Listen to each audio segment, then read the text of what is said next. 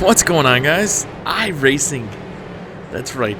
This is you've seen some of the videos I've posted with me and Bob Train and my gamer talk doing some racing on iRacing.com. Still very new to this game, but this is my first ever victory in the game, and I was kind of fortunate just because there were so many accidents. Just being able to avoid them allowed me to get up to the front of the pack and get my first W. So the last couple videos I did of iRacing, it was just us racing and talking and laughing and carrying on. So this one I'm actually going to give you a little bit more detail about what the game is, what it's all about, and how you guys can get in on the action. So basically, iRacing, there's a website, iRacing.com. It's a game that requires a monthly subscription. I think it's like $12 to play it. It's all online. You're playing against all these cars that are driving right there, are all real people playing alongside of me. And the whole goal of the game, obviously there's a bunch of different races and whatnot, but you have to have a certain license to get into those races. You start off with a rookie class license. Your rating is, I think it's, you start off at 2.5, and then after each race, based on your, not just your performance, but if you're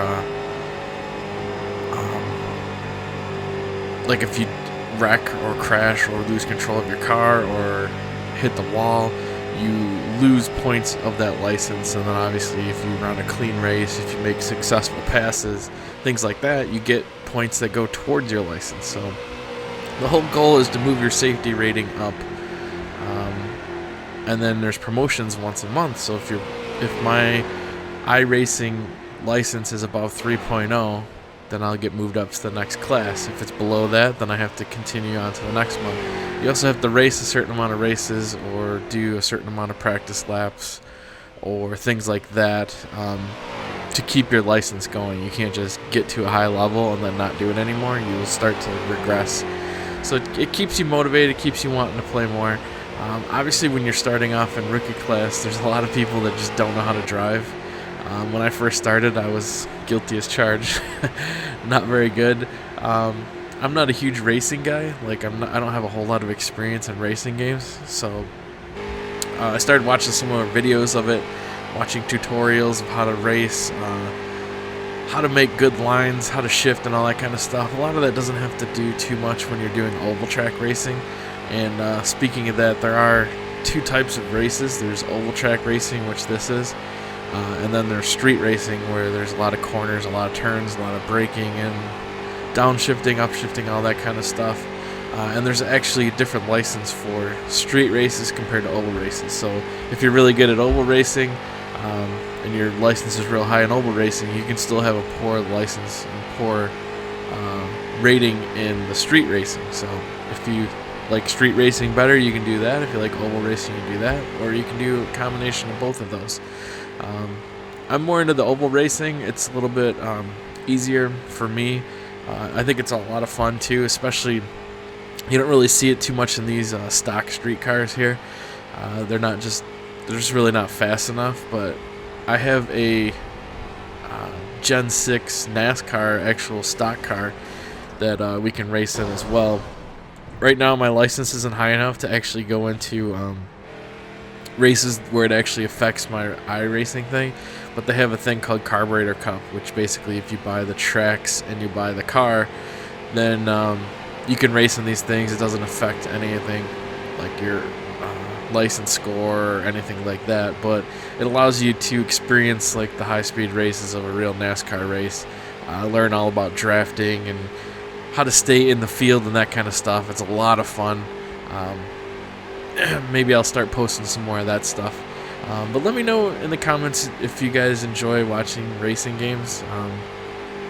Obviously, it's not for everybody. I understand that. And I think a lot of the fun of this racing game is playing with all your friends. So I definitely will continue doing Skype calls with people and just racing and having a good time. But I just wanted to kind of throw this video out there. One, to show you my first ever victory, and two, just to kind of explain a little bit more about what iRacing is all about and how it works. if any of you guys out there that do iRacing.com, leave a comment below. We're going to try to set up a race, maybe like a Daytona 500 style.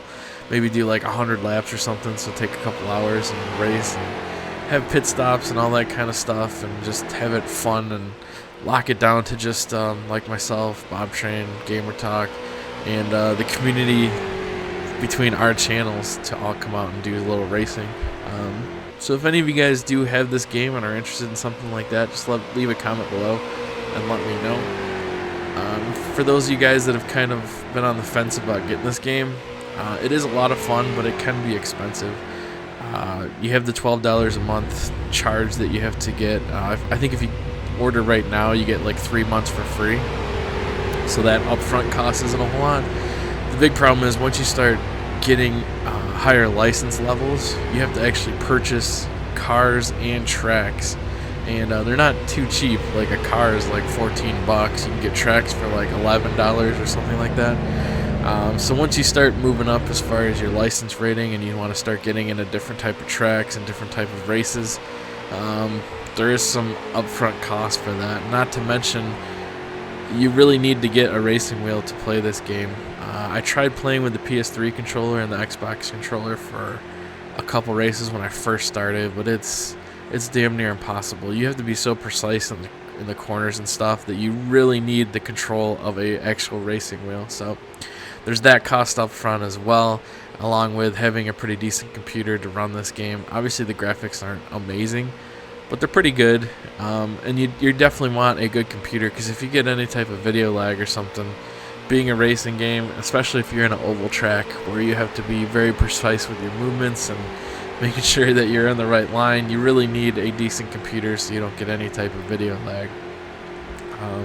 So there is definitely some upfront cost in this game, but I think it's really cool. Like, the service itself is set up to where it's not for everybody. It's for racing hardcore people, and it's really to try to keep like riffraff out that are intentionally crashing people or just racing like assholes. They're really strict on that kind of stuff, so it actually makes it for a more realistic and a lot more fun racing experience. Obviously you can get games like the NASCAR game and things like that if you really want to like rough some stuff up and get in people's paint and all that kind of stuff, but that is definitely not what this game's all about. It's more trying to get a real race together where people are actually trying and doing stuff that is good for the game. So hopefully that gives you a little bit more insight on iRacing. If you have any questions about it, just leave a comment below and I'll answer that. And like I said, if you do own this game and you want to race with us, leave a comment below as well. Alright guys, talk to you soon. Peace.